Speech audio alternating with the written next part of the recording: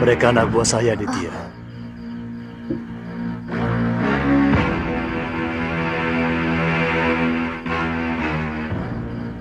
Anak buah? Ki Kulur pasti telah merahasiakan sesuatu pada kami. Siapa sebenarnya sampean? Sepertinya waktu membuat perhitungan sudah tiba. Kita harus bergerak lebih terbuka sekarang. Nanti dulu. Saya tidak mau ikut. Kalau Ki Kulur tidak menceritakan, bagaimana? Dan siapa Ki Kulur sebenarnya? Sebelum komplotan Brahmacora pimpinan Guragada itu menguasai Kembang Jenar, aku adalah seorang pati negeri ini. Namaku Suradira. Bagaimana Paman bisa seperti ini? Guragada. Dia berhasil menyuap beberapa senopati, kemudian berkomplot untuk menyudutkan saya di depan Sang Betara. Seolah-olah saya tidak mampu menangani kerusuhan. Sebab setiap kali ada kekacauan, anak buah saya tidak mampu untuk memadamkannya. Sang Betara percaya, kemudian memecat saya. Jadi, apa memang Paman tidak mampu meringkus anak buah Guragada? Mereka seperti tahu setiap langkah yang akan saya ambil. Saya curiga ada kerjasama antara anak buah Guragada dengan beberapa orang senopati. Bahkan dengan penewu dan penatus yang ada dalam pasukan saya. Keterlaluan. Ya. Benar-benar busuk. Ya. Senopati lain yang tidak silau oleh uang Guragada, dan mereka yang masih setia kepada saya, dibuatnya tidak berdaya. Karena jumlah yang jadi kedibal Guragada jauh lebih banyak. Salah satunya adalah Senopati Bungalan. Sampai sekarang dia selalu bertentangan dengan Guragada. Jadi, apa rencana Paman malam ini? Kita hancurkan rumah Guragada. Karena saya yakin mereka sedang ketakutan karena gebrakan Raden berdua kemarin siang. Saudara-saudaraku, waktu yang kita tunggu-tunggu rupanya datang lebih cepat dari yang kita perkirakan. Utusan sahabatku, Empu Ganggadara dari Pulau Kura-Kura sudah datang. Dan yang seperti kalian saksikan, mereka langsung membuat Bromocorah anak buah Guragada kalang kabut. Saat ini mereka dalam keadaan kebingungan dan ketakutan. Kini saatnya kita tekan mereka. Betul, Kipati! Betul! Kipati, saya melihat ada pasukan Kembang Jenar berkumpul di rumah Guragada. Pasti mereka lah pengkhianat-pengkhianat yang harus kita basmi. Tidak peduli saudara atau teman sendiri. Demi tegaknya kebenaran di Kembang Jenar. Betul! Kita berangkat sekarang. Matikan obor.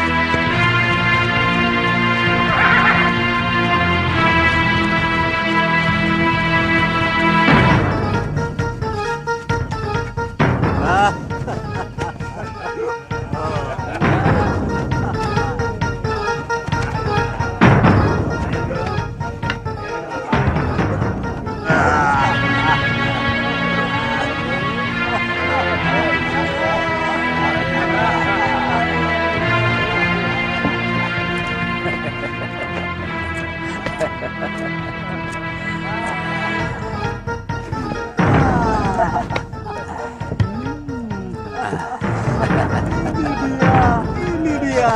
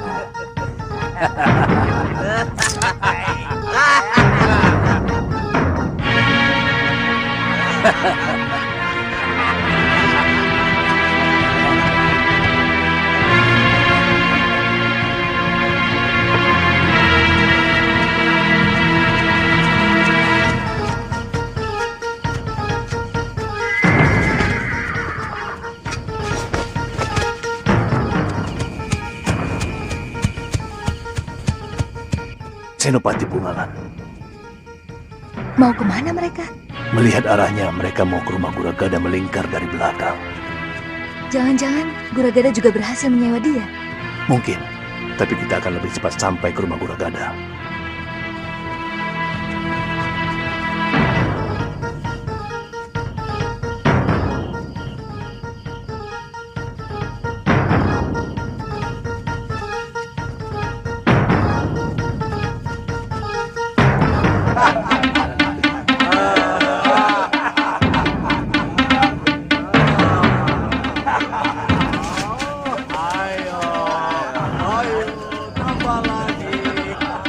Ki, saya dan Galuh memutar, menyerang lewat belakang.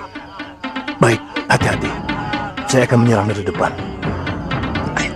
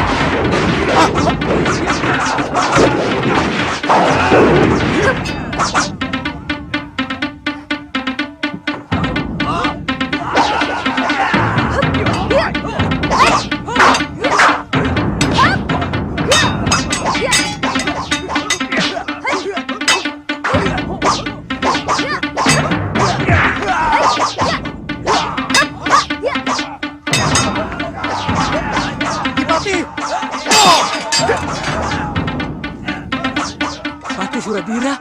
Ya, bagaimana ini? Siapa yang harus kita bela? Kalian heran aku masih hidup, Gundal Tengik? Berapa harga kalian untuk menjaga rumah Brahmacora ini? Jangan salah paham, Ki. Semua ini adalah tugas Gusti Betara. Kalian telah berkomplot dengan Guragada untuk menyingkirkan aku. Karena aku tidak mau dibeli oleh Brahmacora berkedok pedagang itu. Sekarang, lawan aku.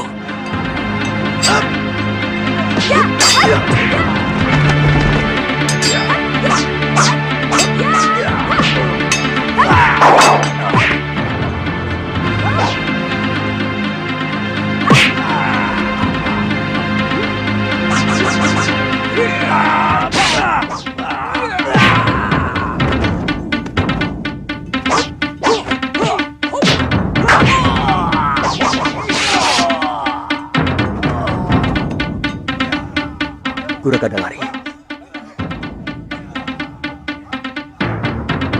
Tadi dia masuk kamar itu.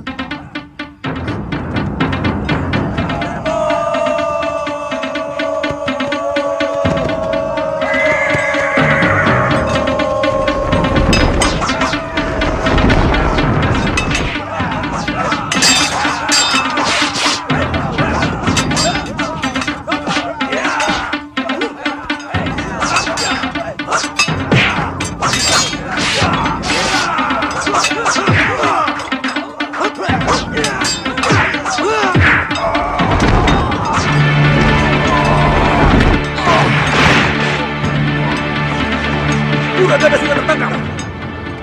Siapa yang bertanggung jawab mengadilinya? Ampun. Ikat dia, Aditya. Semua Brahmacora dan pengkhianat negara ini harus kita serahkan kepada Betara Ri Kembang Jenar.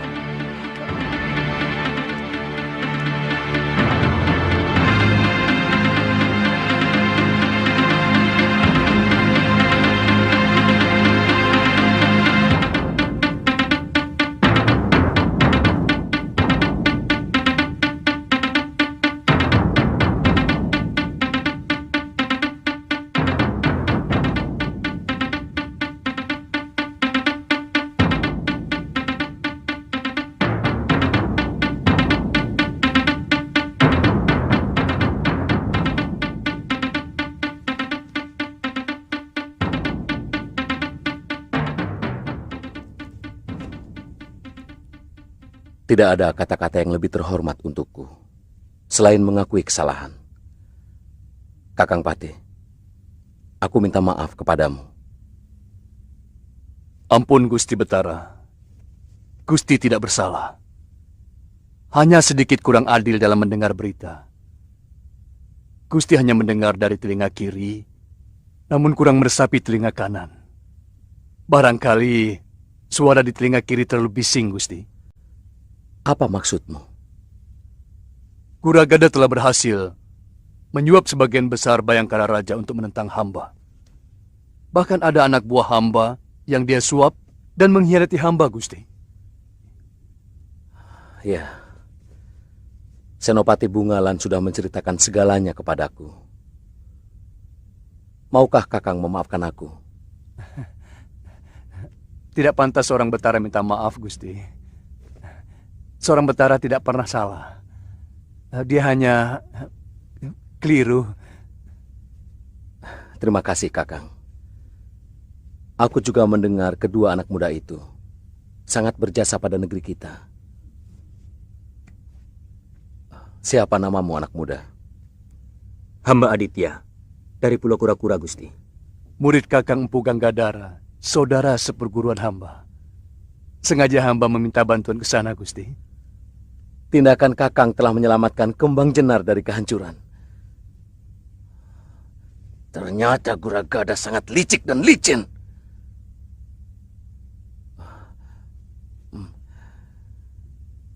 Kamu juga murid Empu Ganggadara? Bukan Gusti Betara. Hamba Galuh Parwati dari Padepokan Sugaluh.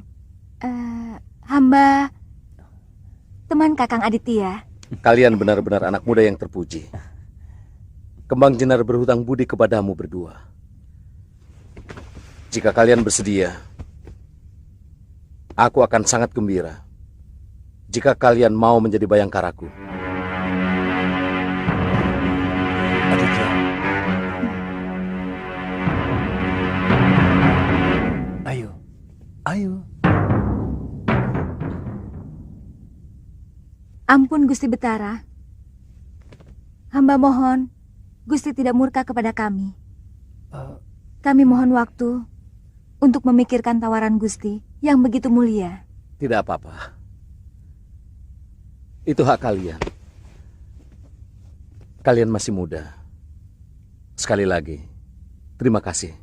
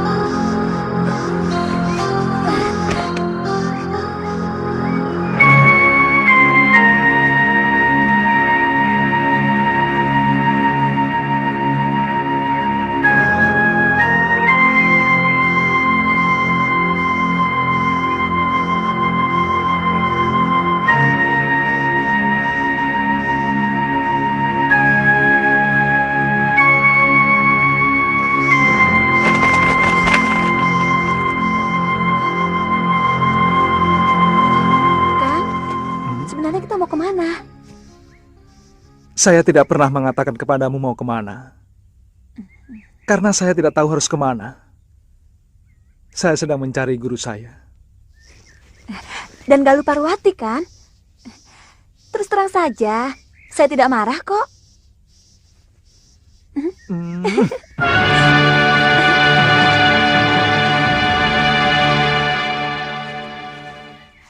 Buah ini manis sekali. Kakak mau? Nanti saja, Tantri. Sebaiknya kita lebih cepat sedikit.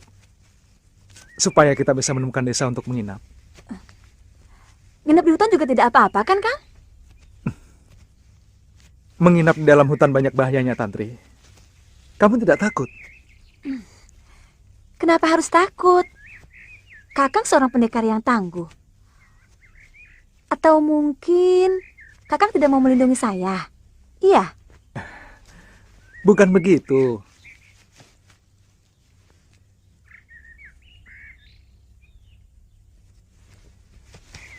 Kalau bahaya dari luar, mungkin kita bisa melawannya. Bukan cuma saya, kamu pun seorang pendekar yang tangguh. Yang lebih menakutkan adalah bahaya yang muncul dari diri kamu dan saya sendiri. Maksud Kakang? Hawa nafsu sering muncul dari dalam diri kita sendiri ketika sepasang manusia berada di tempat yang sunyi.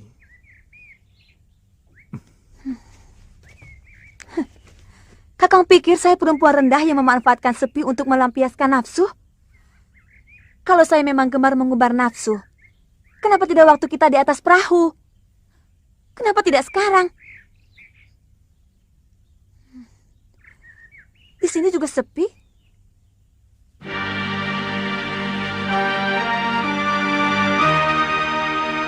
Maafkan saya.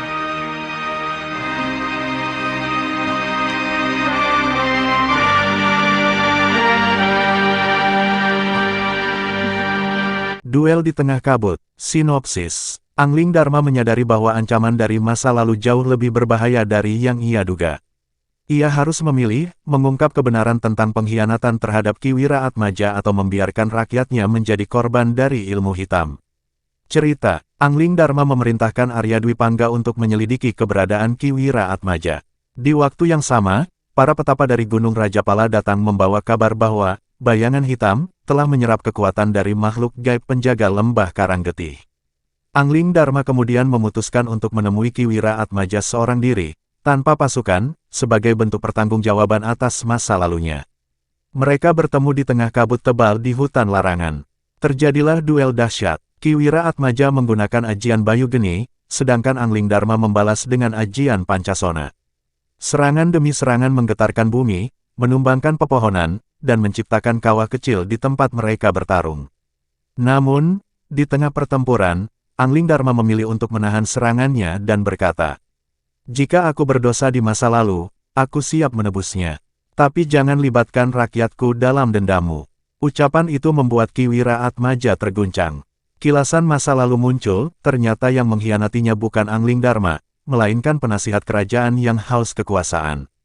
Ki Wira Atmaja jatuh terduduk, meneteskan air mata. Bagian ini diakhiri dengan kabut menghilang dan langit cerah kembali. Tapi sesosok misterius mengamati dari balik pohon, tertawa pelan. "Haha, baru permulaan. Ini baru bayangan pertama.